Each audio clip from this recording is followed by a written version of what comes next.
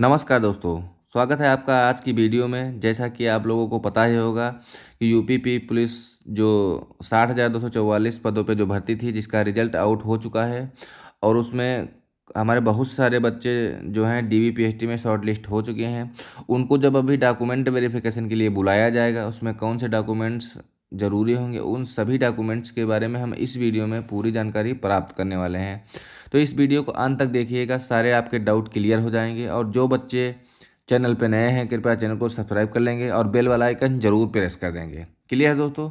चलिए शुरू करते हैं आज की इस वीडियो में और हम जानकारी प्राप्त करेंगे कौन से हमको डॉक्यूमेंट की ज़रूरत पड़ेगी, वो हमको किस टाइम से बनवा लेना है और डेट क्या रहने वाली है। सबसे पहले इस दूसरे राज्य वालों को क्या करना होगा और डॉक्यूमेंट की वजह से फेल हो सकते हैं तो कौन से डॉक्यूमेंट हैं, उस सब पे हम लोग इस वीडियो में चर्चा करने वाले हैं। सबसे हम बात करेंगे सबसे पहले जनरल वालों के लिए कौन कौन से डॉक्यूमेंट होना चाहिए।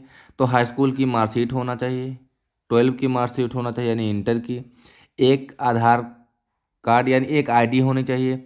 वो चाहे आपके पास आधार हो, चाहे आपके पास पैन कार्ड हो, चाहे आपके पास वोटर आईडी हो, चाहे आपके पास डीएल हो, कोई भी आपके पास इनमें से कोई भी एक आईडी होनी चाहिए। ओरिजिनल आईडी होनी चाहिए, वो आईडी आप वहाँ ले करके जाएंगे। दूसरी बात, आपके पास चरित्र प्रमाण पत्र होना चाहिए। अब बहुत सारे दोस्त कहेंगे हमारे पास चरित्र प्रमाण पत्र है नहीं तो ये मिलेगा कहाँ से। अगर आप हाई स्कूल इंटर में पढ़ रहे होते तो वहाँ स्कूल से बना के दे दिया जाता है, वही आपका वैलिड हो जाता है। लेकिन अब हाई स्कूल इंटर वाले तो बना के देंगे नहीं।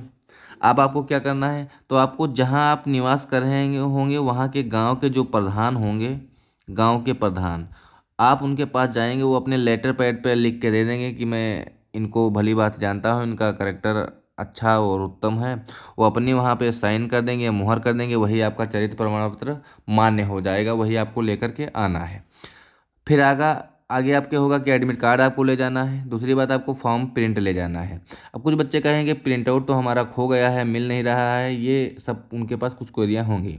तो इसमें घबराने की कोई बात नहीं है। जब अभी आपका डीवी होगा यानी डॉक्यूमेंट वेरिफिकेशन होगा, पीएसटी होगा, तो आपका पोर्टल खोल दिया जाएगा। जब पोर्टल आपको ओपन कर दिया जाएगा, उसमें आप रजिस्ट्रेशन नंबर और डीओबी डाल के अपना वो निकाल सकते हैं। क्लियर दोस्तों? आप प्रिंट कर पाएंगे, तो उसके लिए आपको परेशान होना नहीं है, बस इंतज़ार करना है डीवी की और अपनी रनिंग की तैयारी बराबर करते रहना है। क्लियर दोस्तों?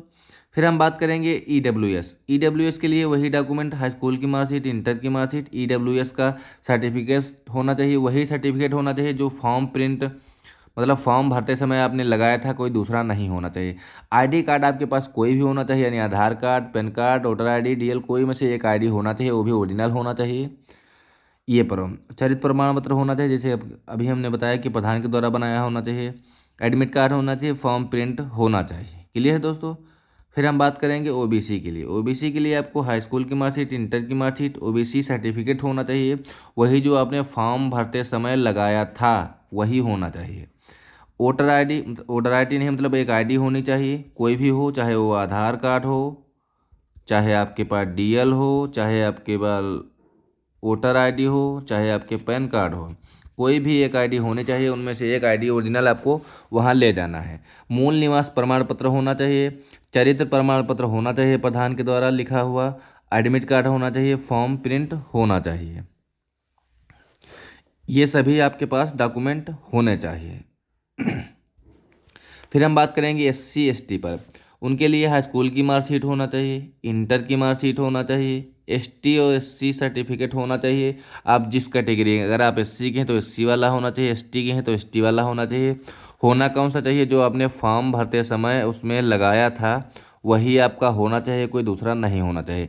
एक आईडी होना चाहिए, हमने आईडी बता ही दिया है। आधार कार्ड, पैन कार्ड, डीएल या इसी तरीके से आपको जो भी आपके पास आईडी है उसकी ओरिजिनल आईडी आपको पास ले जानी है। मूल निवास प्रमाण पत्र होना चाहिए एससी एसटी के लिए, चरित्र निर्माण प्रमाण पत्र होना चाहिए, एडमिट कार्ड होना चाहिए, फॉर्म प्रिंट होना चाहिए। फिर हम बात करेंगे अदर स्टेट वालों के लिए। देखो, अदर स्टेट वाले अपने राज्य में, जैसे मान लिया जाए कि बिहार का लड़का है, कहाँ का? बिहार में। वो अपने वहाँ कोई ओबीसी हो, चाहे वहाँ का एससी का लड़का हो, चाहे एसटी का लड़का हो, चाहे वहाँ EWS कलर का हो। लेकिन ये अगर उत्तर प्रदेश में UPP का फॉर्म भरा हुआ है तो यहाँ पे वो हमेशा जनरल में काउंट होगा। तो अदर स्टेट वालों के लिए वो जनरल में ही काउंट होंगे, तो उनको जनरल वाले ही डॉक्यूमेंट ले जाने हैं। जैसे हाई स्कूल की मार्कशीट होना चाहिए उनके पास, इंटर की मार्कशीट होना चाहिए, कोई एक ID होना चाहिए, चरित्र प्रमाण पत्र होना चाहिए और एडमिट कार्ड होना चाहिए और फॉर्म प्रिंट होना चाहिए। इतने डॉक्यूमेंट आपके पास अदर स्टेट वालों के लिए होना ज़रूरी है। क्लियर दोस्तों। एक और जानकारी कि और आपके पास प्लस में क्या होना चाहिए, 20 पासपोर्ट सहित आपके पास फ़ोटो होने चाहिए। इतने फ़ोटो होने चाहिए।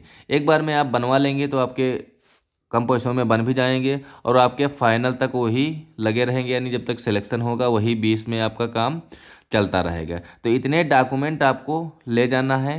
सभी डॉक्यूमेंट एक बार फिर से देख लेंगे। General, high school, inter, ID और चरित्र admit card, form print. Clear दोस्तों। उनके लिए आधार मतलब एक ID होनी चाहिए, चाहे वो आधार कार्ड हो, चाहे वो पैन कार्ड हो, चाहे वो वोटर ID हो, चाहे वो DL हो। क्लियर है दोस्तों। इन सभी डॉक्यूमेंट्स आपको तैयार कर लेना है। अगर नहीं है तो नहीं, वो नहीं है तो फिर करवा लेना है। दूसरी बात, अगर कोई कैंडिडेट फॉर्म भरने के बाद अगर किसी भी डॉक्यूमेंट में, जैसे आधार कार्ड में आपने कोई करेक्शन करवा लिया है, इसमें आधार कार्ड में आपने कोई करेक्शन करवाया या किसी भी प्रकार की किसी मार्कशीट में या हाई स्कूल के या मम्मी पापा के नाम में किसी में कोई भी त्रुटि है तो आप एक एफिडेविट बनवा लेंगे। क्लियर दोस्तों। एक आप एफिडेविट बनवा लेंगे तहसील से, वही आप लगा देंगे ताकि आपको वहाँ कोई दिक्कत नहीं होगी। बाद में आपको करेक्शन करने का मौका दे दिया जाएगा, वहाँ से आपके सारे डाउट क्लियर हो जाएंगे। दूसरी बात, जो बच्चे जिन बच्चों को डाउट होगा, अगर किसी भी सवाल में कोई डाउट होगा तो आप कमेंट बॉक्स में ज़रूर करिएगा, मैं उसका रिप्लाई दे दूंगा। क्लियर दोस्तों। और जो बच्चे चैनल पे नए हैं कृपया चैनल को सब्सक्राइब कर लेंगे और बेल वाला आइकन जरूर प्रेस कर लेंगे ताकि नई वीडियो का नोटिफिकेशन आप तक समय से पहुंच जाए एकदम सटीक जानकारी के साथ। क्लियर दोस्तों। मिलते हैं नई वीडियो में, तब तक के लिए धन्यवाद।